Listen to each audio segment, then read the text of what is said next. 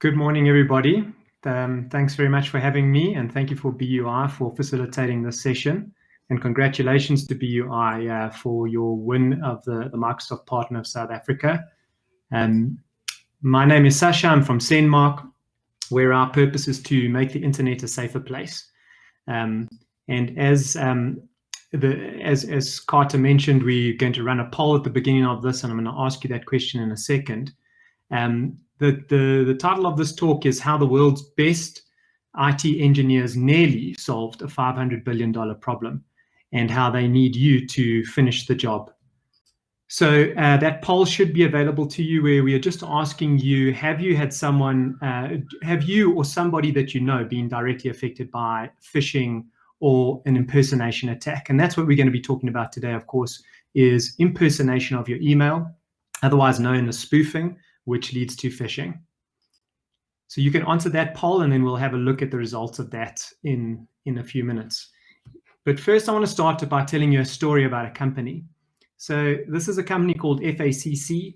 They are one of the leading aerospace companies in Europe and arguably the world.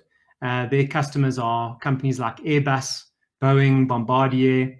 And as you can see here, they generate hundreds of millions of euros in revenue, and they employ thousands of very, very smart people, most of which are engineers whose job it is to keep you safe in the air. So smart people. And speaking of smart people, this is the founder and CEO of FACC. His name is Walter Stephan.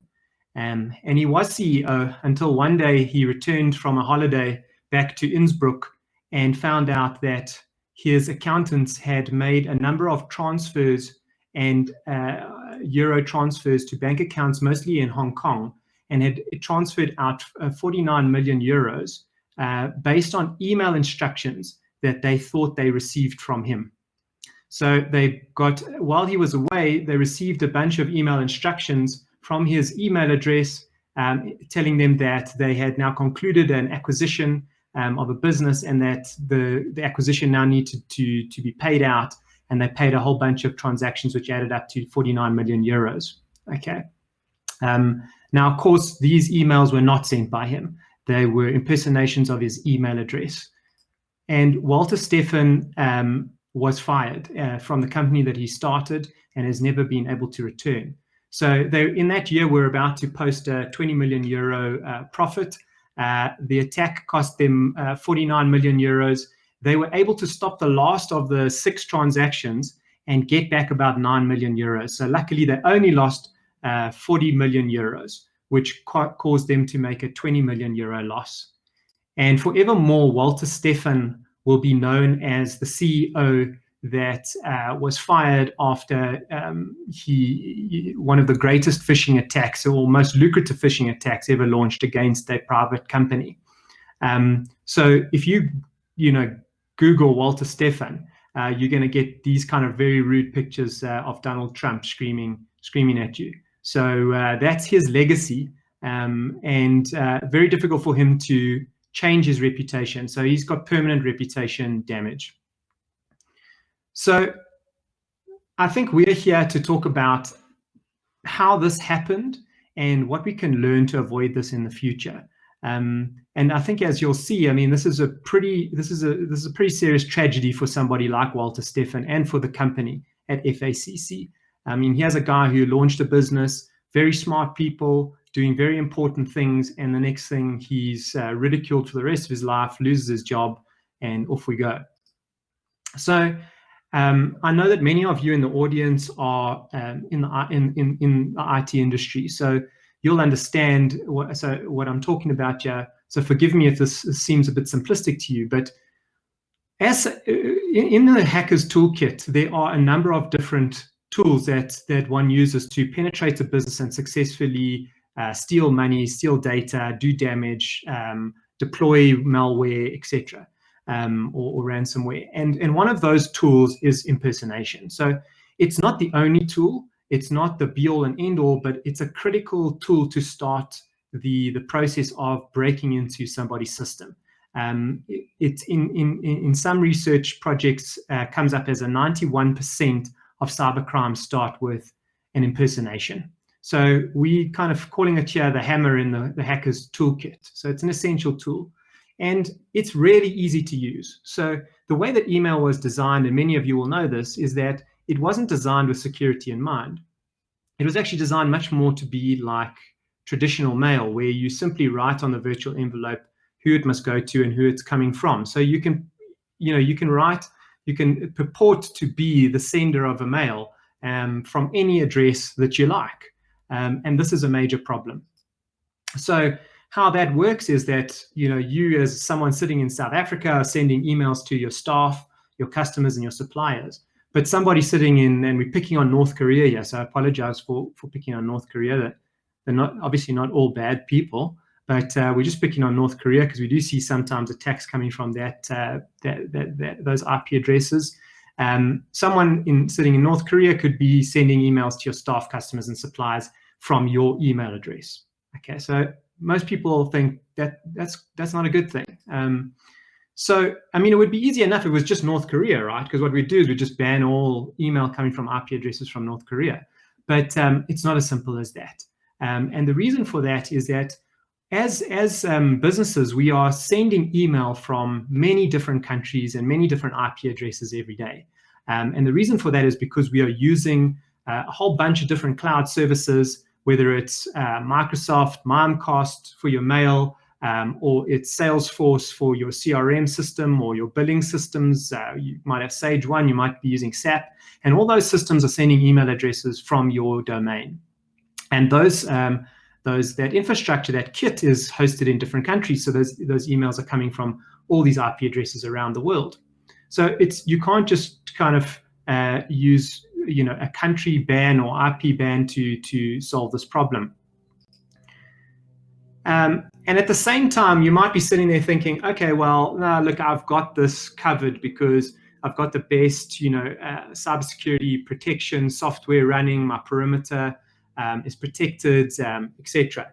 And while that might be true, the paradigm shift here is that although your mailbox provider might be protecting your staff in your office from inbound attacks and malicious links and all those good things, there's very little that they can do to protect your suppliers, customers, and the rest of the world from being attacked from your email addresses.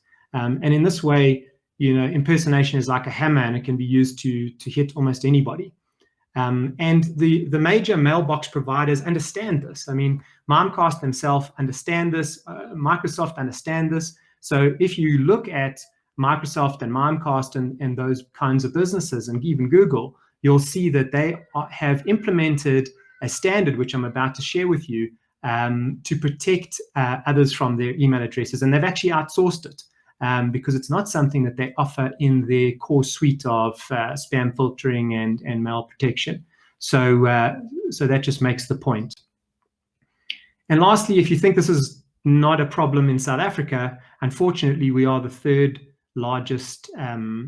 We have the third largest number of cybercrime victims, probably not by value. It costs South Africa about 2.2 billion rand every year, cybercrime, whereas it costs the world about $500 to $600 billion. So we are quite a small fraction of that, but we have a very large number of people that are actually getting hit by cybercrime. Like, for example, tax season is upon us now, and we've got SARS sending out mails to people. And I mean, this is an incredibly huge and juicy opportunity, and we're going to see cybercrime rise from email phishing in the name of SARS, and I'm sure you're already starting to see it. And just to kind of further just illustrate the point, let's talk about South African businesses and South African stories. I mean, we've talked about an Austrian company where there's been 40 million euros stolen, which is hundreds of millions of rands, obviously. But is this happening to major South African businesses? Why aren't we seeing it in the press every day? And the reason we're not seeing it all the time is because there's a lot of secrecy around this. So we've spoken to a number of businesses. Obviously, we deal with this in every single day, and there is a theme of secrecy, which I'll explain in a minute. So I spoke to a South African winemaker. They're one of the best known brands. I'm obviously not allowed to share names of any of these companies. And we've all had a glass of this wine. I'm pretty sure. They had a shareholder. Their major shareholder sits outside of South Africa. The shareholder got an email saying, send working capital, and they paid out. And they paid 10 million rand into the wrong bank account. I mean, this is in the last couple of years that this happened. I spoke to a wealthy individual in South Africa who wanted to become a client of one of the major asset managers. And I'll also not share their name with you. But what happened was he called into their call center to say, look, guys, I want to open a new investment account with you guys. And got back an email from a lookalike domain. Okay, so they changed one of the A's in the name to an E. And it was quite an easy one to kind of just fly under the radar. Now, the problem there was that the asset manager actually owned both the lookalike domain and the primary domain. So the lookalike domain should have been protected, and it wasn't. And so the cyber criminal was able to spoof the lookalike domain and send a mail to this client and gave them the wrong banking details.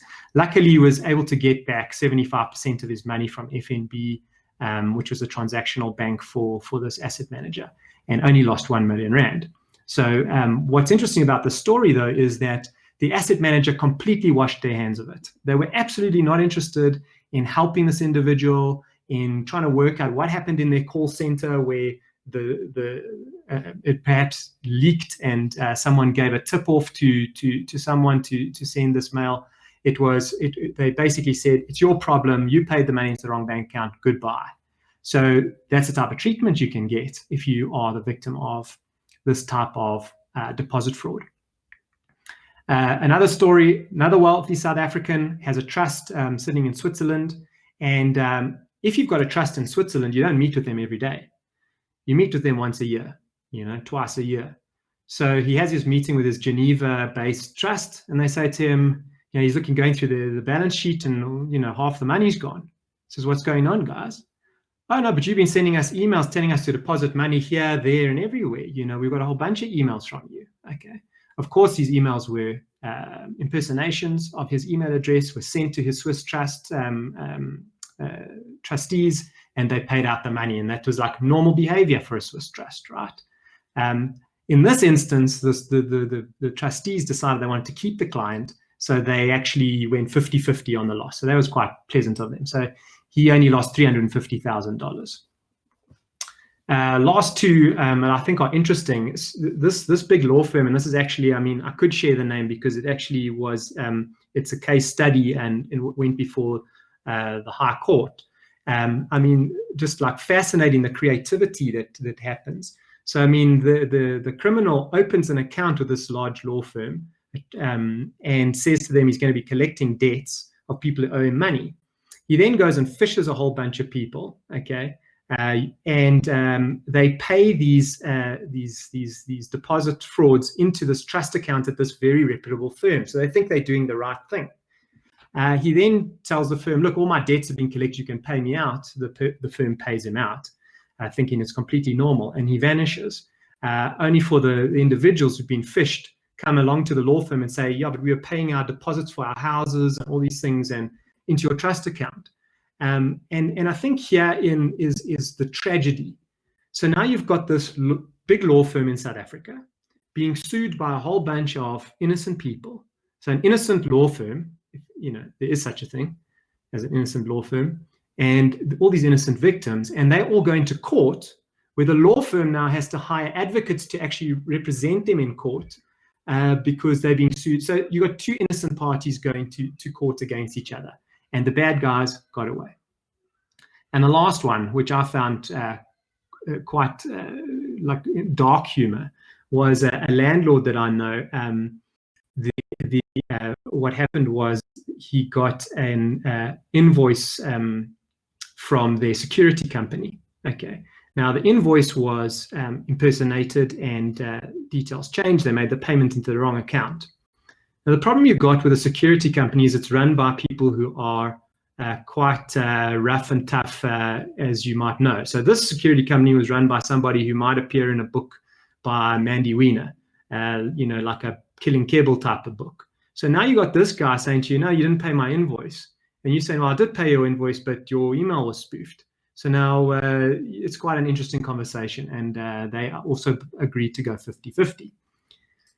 So this all reads like a bad tragedy, a Shakespearean tragedy, where the two innocent parties end up dying, falling on their swords, while the evil perpetrators make a getaway. And in all these stories, we found very similar themes. So there's a massive amount of shame. People don't want to talk about it. They don't want anyone to know about it. So there's silence, and then there's acceptance. So, and I think as South Africans, we're incredibly good at accepting, these things that maybe are happening to us or have happened to us, or these, crime or whatever the case may be. So you just accept and you move on. So that's what we saw. So incredible amounts of money being lost, 2.2 billion rand being reported as being lost, and a whole lot, many billions most probably not being reported. So, it could be double that or triple that that's been lost in South Africa. But globally speaking, this is a $500 billion problem, okay?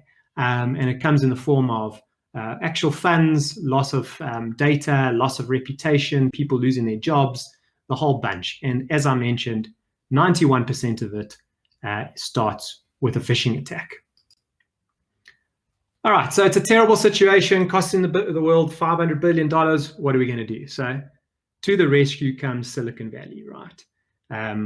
And the engineers at Google, Yahoo, America Online, Apple, LinkedIn, PayPal, they all get together and they come up with a standard that is going to stop this problem, okay? And they publish the standard called DMARC, which stands for Domain Messaging Authentication Reporting and Compliance. And they make this a free available standard that is now available to the entire world to stop this problem, okay?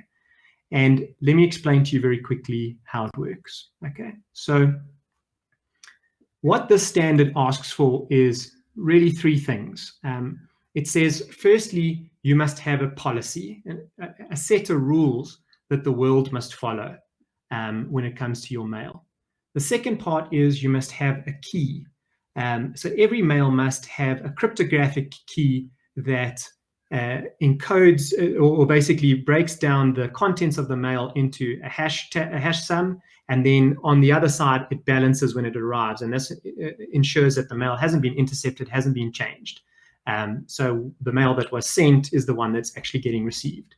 No virus payload getting attached, no banking details being changed during the transmission. And lastly, it calls for every email to report. Okay, so there must be telemetry, so one can get visibility on what's actually happening. Okay, so now every email is going to have a policy, a key, and a report, so we can make sure that impersonation can't happen. And how it works is that, so you're now sending an email to your staff, customers, and suppliers, and every email server in the world has now got DMARC loaded on it, okay?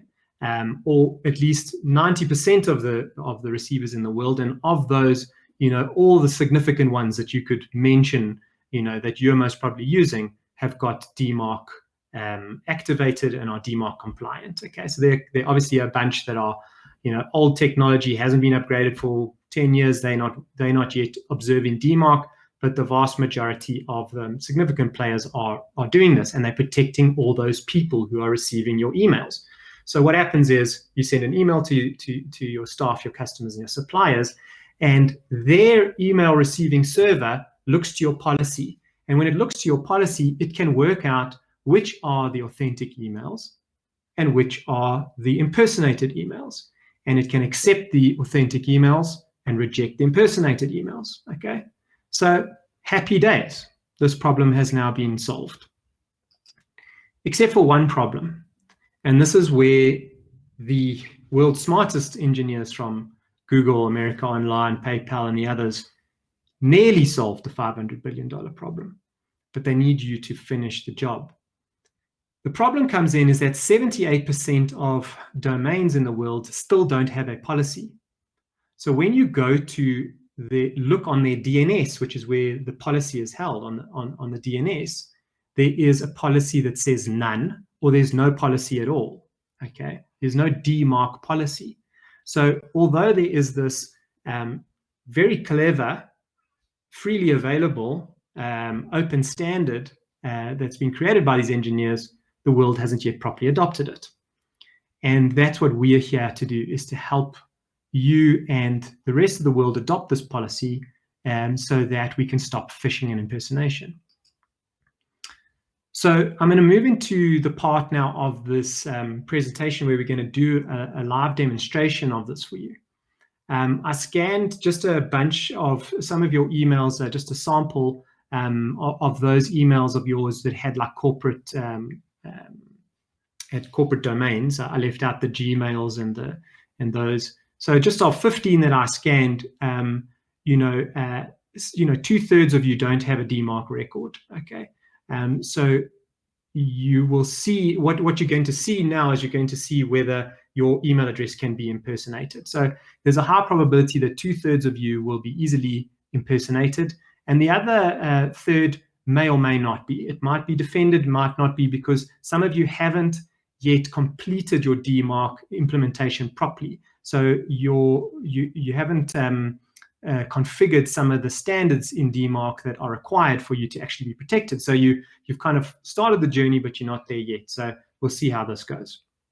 Okay, so what I'm going to do next is I'm going to send you to a URL, which is an impersonation simulator that we have built. Okay, so what this does is it's firstly completely safe to use. It's simply a simulation, but what we're going to do is we're going to ask you for 2 pieces of information. The first thing you're going to do is enter your corporate email address. The email address that you would use at your business, your own email address.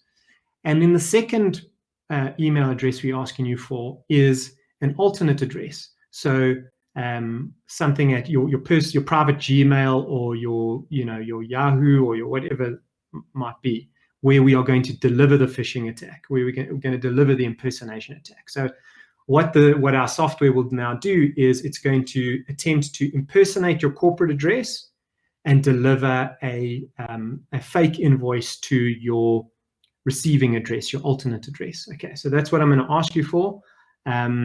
And in the email, there's lots of warnings so that you can see that it's not, that you don't try to pay the invoice, which I'm sure you won't. This is kind of what it's going to look like. You'll see it come up in your whatever email client you're using, and that's how it's going to work. So when you click submit, you're also going to see on screen a safety score for your domain out of 5. So those of you that get a 5 out of 5, you are fully protected. We salute you. You have a DMARC record. You have a reject policy. You will not be impersonated. It's impossible to impersonate you. For those of you that score below a 4, so 0, 1, 2, or 3, there's a chance that you can be impersonated. The lower your score, the higher the chance that you can be impersonated. This score is based on a whole lot of different things that we are scanning on your DNS to see, have you got certain policies in place, how strong are those policies, etc. Okay, so you'll get that score. Right, so what you can do now is you can use this QR code on your smartphone to go to the URL, or you can drop in this link. And what I'm going to do is actually, I'll drop it. I think I can drop it into the chat for those of you who just want to use your browser. So just give me a second to do that.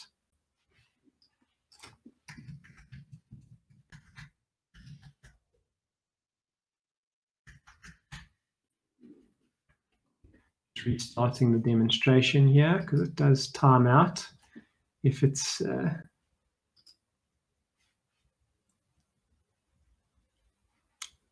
right. Okay, so I'm going to put in the chat this this URL for you. Here we go. And you can use the same, the QR code or the URL will take you to to the site where you're going to give us your primary corporate address, your alternate address, and off you go. So I'm just going to give you a few minutes to do that. And while you're doing that, I'm going to open up a dashboard that's going to just, a live dashboard that's going to just show me how many are actually participating and what your average score is like. Right. Okay, so remembering this is what you're going to see, give me your addresses. We won't store any of your data. We will not reveal the name of your brand or your score. This is not a name and shame event. This is a private piece of information for your own knowledge. So please don't feel the shame and for having a low score. It's actually 78% of the world has not yet put a policy in place. So you may just form part of that 78%, which is highly likely at this point.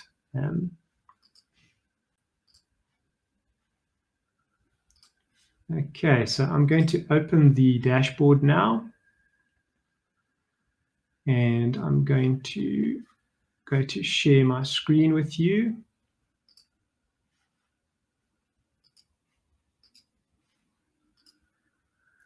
So far, only 8 of you have decided to, I hope you can see that. Only 8 of you have tested so far. There's 75% of you don't have a DMARC record. So that 75% of you should receive an email from yourself, basically, with a fake invoice attached. And that hopefully encourages you to get a DMARC record. For the rest of you, it might have been defended, or it might still penetrate your system. Right, so I'm going to go back to my slide deck. I hope you can see my slide deck. Let me just check that. I'm going to stop sharing, and I'm going to go back to my slide deck. Sorry, I'm going to have you scan through my slides. It started me from the beginning. Okay, so there we are, and that really brings us to the end of this this demonstration and this webinar. And I would like to just leave you with one thought from our side, which is, if there's one thing you can do today, you can tick this off your list. It's really easy and simple. Is chat to BUI. They will, in collaboration with Sendmarc, we will give you a DMARC record. And within 48 hours, you will get visibility of what's happening on your domain. You will be able to see all the legitimate email that's being sent, all the illegitimate email that might be getting sent, and you can start a journey to protection. It's not difficult, it's not hugely expensive, and it basically just makes the world a safer place. It is a global standard, it's a best practice. If you look at the number of brands that are coming on board, DMARC, compliance grew by 300% last year.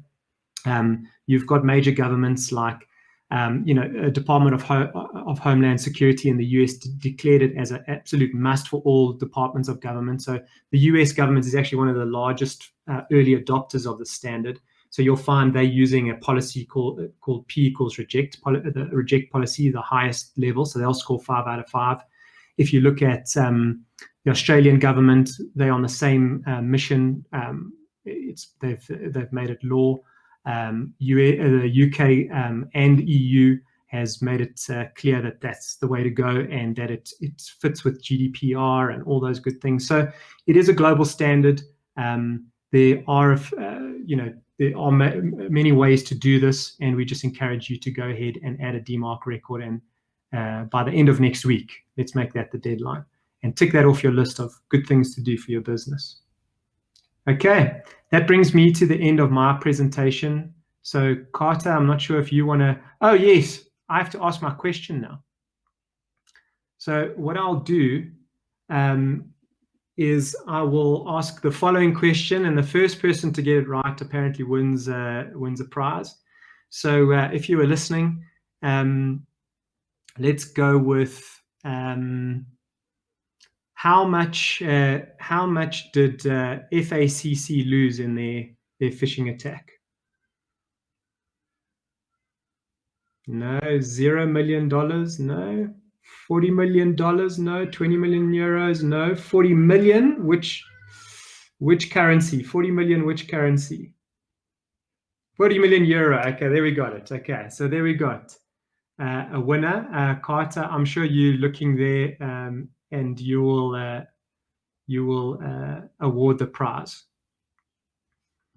As far as the polls are concerned, I'd like to just share with you that on the question that have you or someone you know been directly affected by phishing, 100% answered yes. So there we go.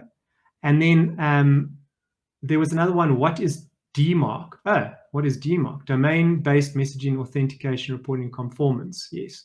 Okay, so 100% of people got that right as well. Carter, that's me. Thanks all for listening. Thanks, everybody. That was quite insightful. Thank you so much, Sasha. From my side, we'll obviously follow up on this with everyone attending today. But if anyone wishes to get in contact with me directly, I will share a screen now in a second with my detail. Feel free to get in contact with me. My email address, as on the slide, is carterv@BUI. And yeah, we operate in Johannesburg, Cape Town, Durban, and even the US of A. So that's all from my side, everybody. Thank you so much for attending. Sasha, I think over to Q&A now. Is there any questions that you guys wish to ask? Sasha will answer them now. While someone is coming up with a question, I can see in the chat here that a lot of you did get the impersonation attack through, and it is. And let's also remember that, you know, the software we set up there is just like a quick little simulation. If one wanted to take more time to really spearfish someone, you know, I would go and, you know, copy what your email signature looks like. You know, there's a lot of those things that can be done to make it even more believable and more powerful. So this is just a very lightweight example of it that's just been done automatically by a piece of software. But one could also doctor this thing. All right, so here we go. Where does the phishing email go? Sorry. Okay, no, I don't understand that question. All right, I'll go into the next one. James. Hi, Sasha. What's the process for DMARC implementation? Can you briefly summarize the steps for a business to follow? Absolutely. So the first step is that you add a DMARC record to your DNS. It takes 5 minutes to do, very simple. So you contact BUI and you say, please give me a DMARC record. There's no cost for that. There's no commitment for that. We will generate a unique record for you that you then add to your DNS. Now, somebody is managing your DNS. It might be your own internal team, or you might have outsourced it to one of the big hosting providers or ISPs or whatever. And you send them a ticket and you say, please add a DMARC record to my DNS. Here is the record I want you to add. Once you've added that record to your DNS, all the receivers of email in the world will every time they receive an email from your domain, they look at your DNS for your DMARC record. Now that you have one, they will start to report on it. So they will say, I received one email from this IP address. Okay. And so you will then get visibility in the Sendmarc application, which we will give you a login to see all your emails that are being sent. Doesn't damage your privacy. It's no contents of the email. It's not so-and-so sent an email to so-and-so. It's not about that. It's only telemetry around the number of emails that were sent from certain IP addresses and whether they were compliant or not compliant. We wait for 2 weeks. And then we will sit down and analyze that data with you. So we'll sit in a session with you and say, okay, these are the good ones. These are the ones that need to be configured properly. Okay, these are some of your email tools that are not well configured. And then here are the attacks. These are potential attacks. We need to root this out. The next stage is we now enter into a contract with you. So this is where it becomes something that you would say from a commercial perspective you're happy to pay for, and we would then go and whitelist your senders that are authorized, thereby blacklisting anybody else, so no one can send email from IP addresses. That's called an SPF record. And then we set up all your authorized senders with the key that I mentioned earlier, which is called DKIM, so that no email can be intercepted and changed. So it takes about 2 months for that whole process, and by the end of that, you should be a 5 out of 5, be fully protected, and then there's some ongoing protection that we do. But those are the first, I would say, the first 4 or 5 steps in the first 6 to 8 weeks. Right. Why is it not done automatically by ISPs? Okay, so this is a good question. The reason it's not done automatically is we all use email differently. So while for one of you, you might be using, let's say, you might be sending email out of Telefonica Deutschland. Okay, so you're using an IP address in Germany to send out email because you've hosted your website that is servicing your European customers, or even your South African customers, or whatever the case may be, and that is hosted in Telefonica Deutschland. But for somebody else, you are getting phishing attacks coming from Telefonica Deutschland because somebody is using an open relay at that ISP to deliver phishing attacks off your domain.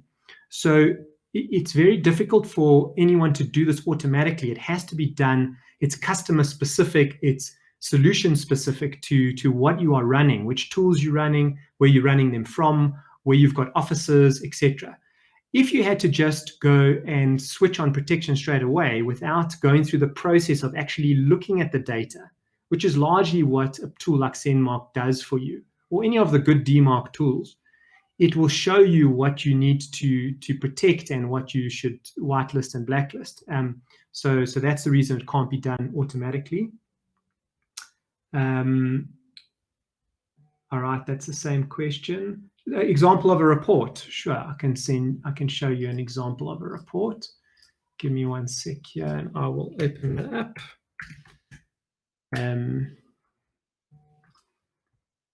For you. I just have to log into my tool here. Carter, you can come in and tell me if I'm taking too much time.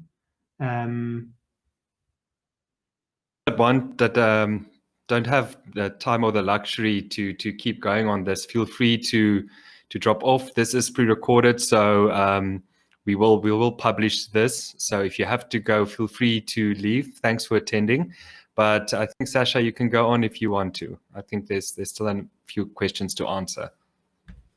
Okay, so what I'll do is this is our own Sasha? domain, sendmarc.com. So this is roughly what you'd see in a dashboard.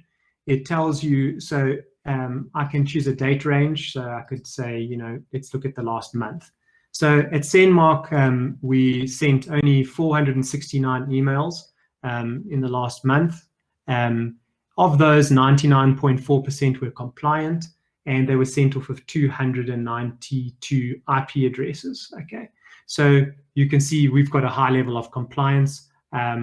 There was only one email that failed DMARC out of our system, and so we'll investigate that email and see what was the reason for that.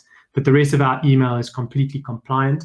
But when you look at somebody who's starting this journey, who's scoring maybe a 3 or a 2 or a 1 or a 0, you're going to have some pretty shocking data here, where you'll see that your tools are not set up correctly. They've got lots of security gaps, and you've got lots of emails being sent from destinations that you would not like to normally see. We give people a map of the world to show them where their mail is actually originating from, and that's also pretty interesting. We then show you go into deeper, we drill down into your email sources so that we can actually go and look at every single IP address and work out what is correctly configured and what is badly configured. So, each of these senders has many IP addresses, and we have to make sure that they are all compliant with your mail. So this is the example of what a DMARC report looks like. And then we go and actually add a layer of interpretation on top of this. and show you what we think, because we look at blacklisted IPs. So we'll tell you which parts are very likely to be attacks. And the bigger your business and the depending on what vertical you're in, the likelihood of being attacked is higher. So for our customers that are in financial services, in legal practitioners, there's always some interesting data to look at, because they are being attacked. I mean, this is happening. Phishing has increased by 667% over COVID-19. It's just a fact. It actually looks pretty similar to the growth of infections. If you look at the growth of infections and the growth of phishing, they actually track pretty close. So it is its own type of pandemic. All right, I'm going to look at one more question here. Right, so we've got, can we use the simulation URL to show clients that their environment is not protected? So the simulation, we only do it ourselves, because it is a kind of a little bit of a dangerous tool. And so we open up a simulation, and it's got a time frame that it can operate in, and then it's closed off again. So we would help you to do that for sure. If you want to show your clients, we can arrange a session, and with their permission, we will impersonate their email addresses, no problem. If they're not protected. If they're protected, then impersonation is impossible. I have a question specific to bank, which includes the banking staff may be involved in these nefarious activities. I sent an email to a bank with some details of fraudulent transactions on my account, and within 20 minutes, I got a phishing email from the bank. Yeah, which is very convenient. When I sent the phishing email to fraud at the bank, I got a response indicating they do not understand the email is a phishing email. The link to the bank was also a copy of the bank's website. Okay. Right. So how does a bank prevent this from happening? So absolutely. I mean, we agree that, DMARC and what we do at Sendmarc is not a silver bullet. It doesn't solve every single problem in cybersecurity, obviously. Cybersecurity is like any security. You have to have all these different security measures. So what should a bank do? All banks should be DMARC compliant. They should be on P=reject, and they should go and register a whole bunch of lookalike domains and put those domains on P=reject. That means that no one can send emails from their email addresses outside of their network. Okay. Now the question is, okay, but there are people inside their network that are stealing money. But you've cut out a whole bunch of potential threats by cutting out the whole world, and you've narrowed it down to now it has to be somebody sending from your office, from your infrastructure with a DKIM signature. So it really does narrow down the kind of scope of where you can look for the perpetrators. So you're going to cut down cybercrime massively by just starting with this process. But I agree, it doesn't solve every problem. And would DMARC be of value to the bank? Absolutely. All the banks are looking at it. We protect some banks as it stands. And there are a lot of the major banks that we're also talking to that are trialing our software to help them go on this journey. And they must do it one way or another. They have to. Okay, I think I've answered all the questions for now. Carter, anything else from your side?